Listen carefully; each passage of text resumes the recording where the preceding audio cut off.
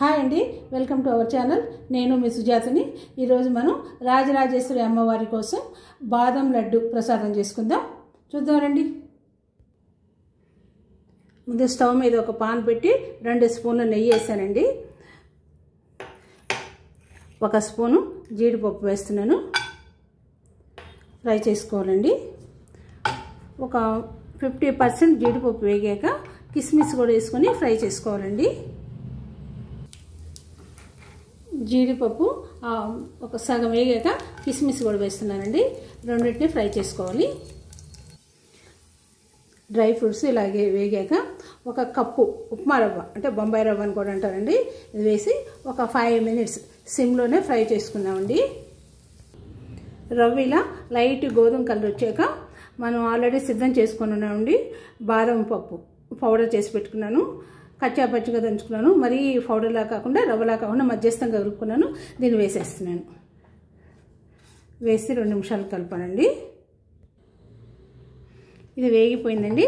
పంచదార కూడా 1 కప్పు వేద్దాం. 1/2 స్పూన్ ఇలాచీ పౌడర్ వేస్తున్నానండి. బాగా కలుపుకుందాం. ఇది వేగాక ఒక ప్లేట్లో పోసి చల్లార్చి లడ్డూలు చుట్టుకున్నామండి. కొందరు ఇందులో కోకోనట్ పౌడర్ కూడా మిక్స్ చేసుకుంటారండి. కానీ ఇక్కడ మెయిన్ మనకి బాదం పప్పు కదా, బాదం పప్పు టేస్ట్ని ఎలివేట్ చేస్తుందండి. సో నేను ఇక్కడ వేయట్లేదు. మీకు ఇష్టం ఉంటే వేసుకోండి. ఈ మిశ్రమంలో కాసి చల్లార్చిన పాలు పోసి కలిపి లడ్డూలు చుట్టుకోవాలండి.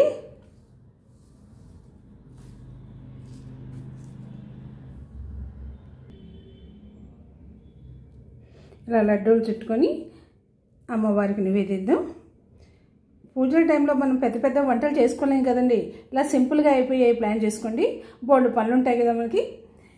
ఈ ప్రసాదాన్ని మీరు చేసుకొని రాజరాజేశ్వరి అమ్మవారికి నివేదించి అమ్మవారి ఆశీర్వాదాలు తీసుకోండి. మీకు నచ్చిందండి. నచ్చినట్టయితే ఒక లైక్ చేసుకోండి. ఫ్రెండ్స్కి, రిలేటివ్స్కి షేర్ చేయండి. ఇంకా ఈ వీడియోని సబ్స్క్రైబ్ చేసుకోకపోతే సబ్స్క్రైబ్ చేసుకోండి. Thank you all.